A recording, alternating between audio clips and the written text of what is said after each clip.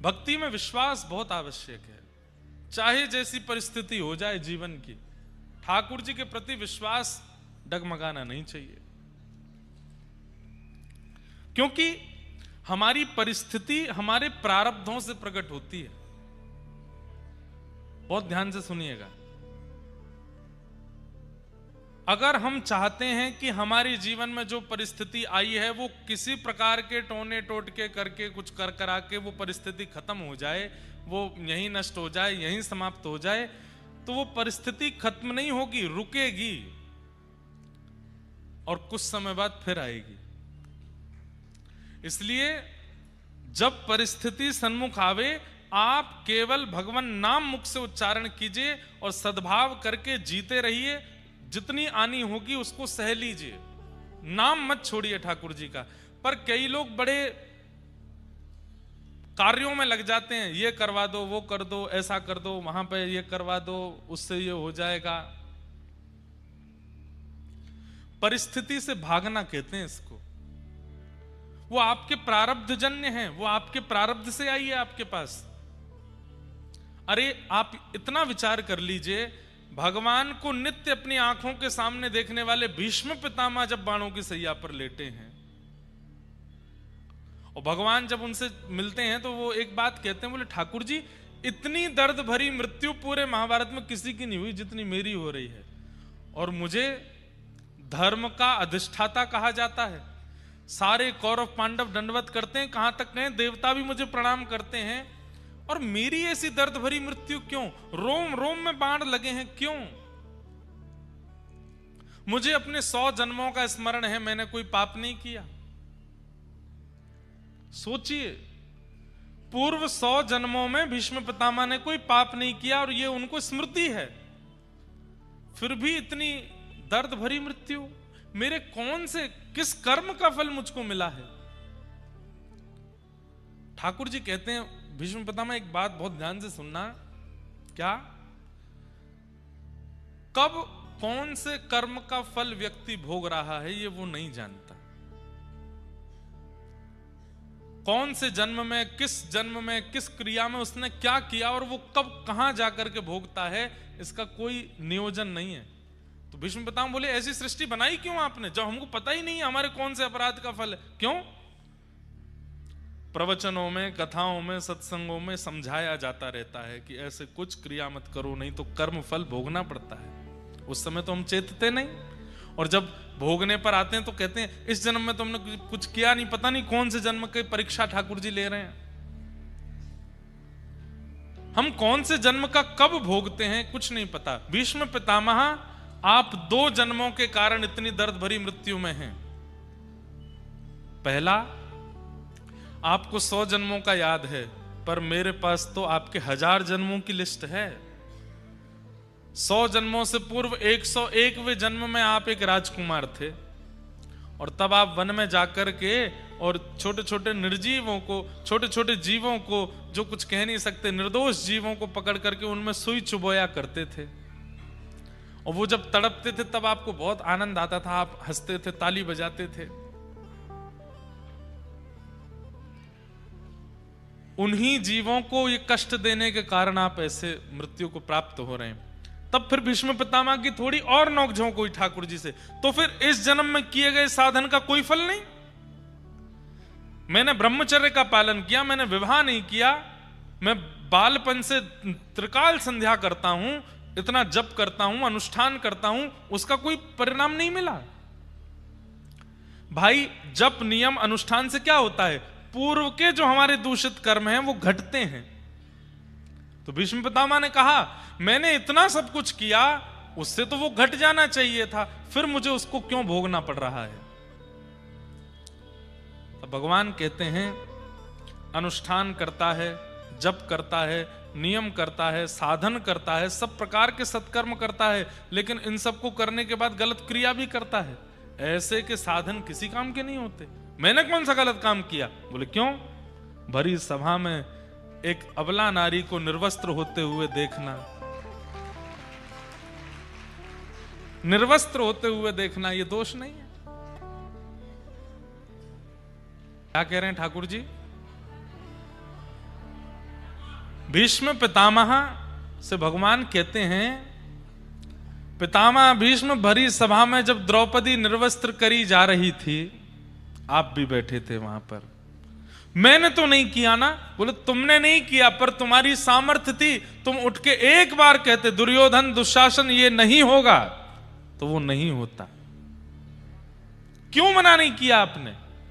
आप चाहते तो उस दुष्कर्म को रोक सकते थे, लेकिन आप बैठे बैठे सभा में देखते रहे और वहां द्रौपदी निर्वस्त्र होती रही। उसी समय आपके समस्त साधन, समस्त जप, समस्त ब्रह्मचर्य का फल जो भी आपको प्राप्त होना था सब नष्ट हो गया, और आपके पूर्व के किए हुए अनीत कृत्य को आपको आज भोगना पड़ा। समझ में आ रही बात? कथा सुनते हैं लेकिन रात्रि में जाकर के पी लेते हैं, वृंदावन जाते हैं लेकिन वापस लौट करके आके सब कर लेते हैं। नवरात्रि में 9 दिन तो महाराज रहेंगे पानी पर और जो है फलाहार पे, और 10वें दिन बेचारे मुर्गाओं की शामत आती है। अभी मैं इसी साल की न्यूज मिली कि 10वें दिन दशहरा पूर्ण होते ही सबसे ज्यादा खपत नॉन वेजिटेरियन की हुई। क्यों? 9 दिना तक बेचारे व्याकुल हो गए थे, बहराए घूम रहे थे, क्या खा ले हम। जैसे दशहरा हुआ फिर सब खाते हैं। क्या फायदा फिर 9 दिन भी क्यों नहीं खाते हो? खाओ खूब, ऐसे का क्या फल मिलेगा? मतलब ये तो वही बात हो गई कि आपने शुगर की दवाई खाई और बीपी की दवाई खाई और रात में जाकर के कचौड़ी मालपुआ खा लिए, क्या फायदा? वो दवाई का कोई असर नहीं होगा, क्योंकि आप परहेज तो करते नहीं। साधन सब करते हैं, पर कई लोगों को ऐसा लगता है अब साधन हो गया, अब पवित्र हो गए, अब कर लो सब गलत काम। नहीं, आप एक बार साधन में जाते हैं, उसके बाद यदि आप दूषित क्रिया की ओर प्रविष्ट होते हैं तो उस साधन से मिलने वाले समस्त फल, और साधन का फल क्या मिलता है? फल बाद में मिलने शुरू होते हैं। पहले तो साधन आपके पूर्व के किए हुए कृत्यों को नष्ट करता है। आज आप अनुष्ठान कर रहे हैं, जप कर रहे हैं, हनुमान जी का व्रत कर रहे हैं, मंगलवार पे चोला चढ़ा रहे हैं, देवी की अनुष्ठान कर रहे हैं, गौ पूजन कर रहे हैं, तो इन सब से पहले क्या होगा? पहले तो पूर्व में जो आपके संचित कर्म हैं वो नष्ट होंगे, और जिस दिन वो शून्य हो जाएंगे उस दिन के बाद आपको फल मिलना शुरू होगा। एक पूरा जीवन भी निकाल देंगे तो भी संचित कर्म नष्ट नहीं हो सकते। हम कैसे मान लेते हैं कि 9 दिन के अनुष्ठान में हम पूर्ण पवित्र हो गए, अब कुछ भी खाओ, कुछ भी पियो, कुछ भी करो? नहीं, आपका हर दिन नवरात्रि हो, हर दिन जन्माष्टमी हो, हर दिन रामनवमी हो, बड़े बड़े स्लोगन्स डालते हैं, माताओं की पूजा करते हैं, देवी पूजन, मातृ पूजन, कन्या पूजन केवल 9 ही दिन क्यों होता है? हर दिन हो तो हमारे भारत में कभी भी कोई कुदृष्टि नहीं रखेगा। जो पुरुषों में स्त्रियों के प्रति कुदृष्टि आई है वो क्यों आई है?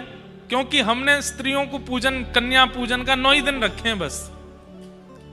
365 दिन अगर कन्या पूजन हो और उस बालक को, उस पुरुष को बाल्यपन से सिखाया गया हो कि भाई देवी पूजन करना है, कन्या का पूजन करना है, ये पूजनीय है,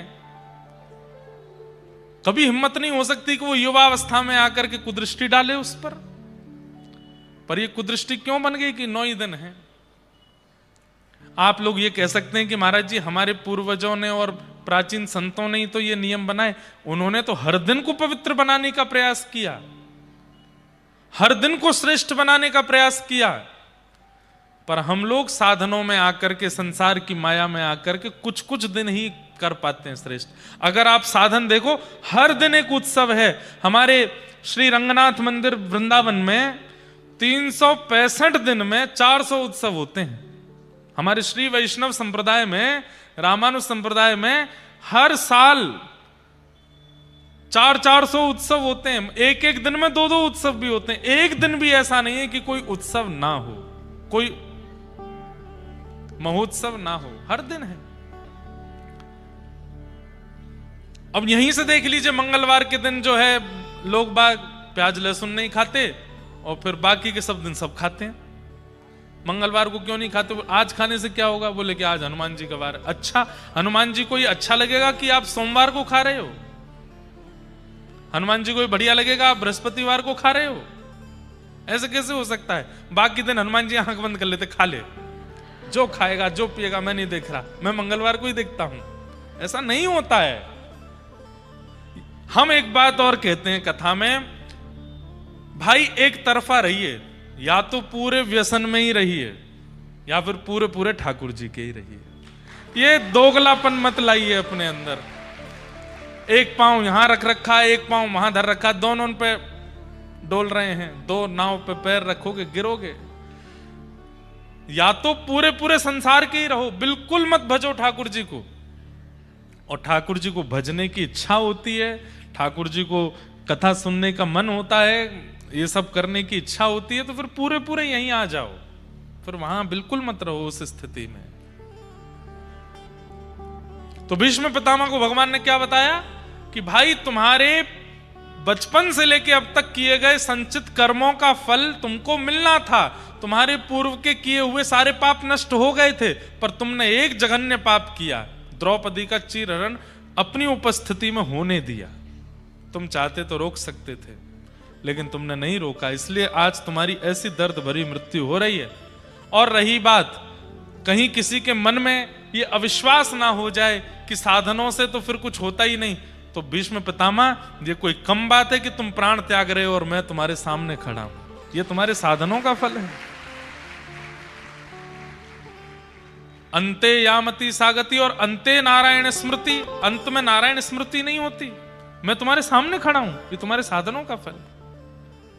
साधन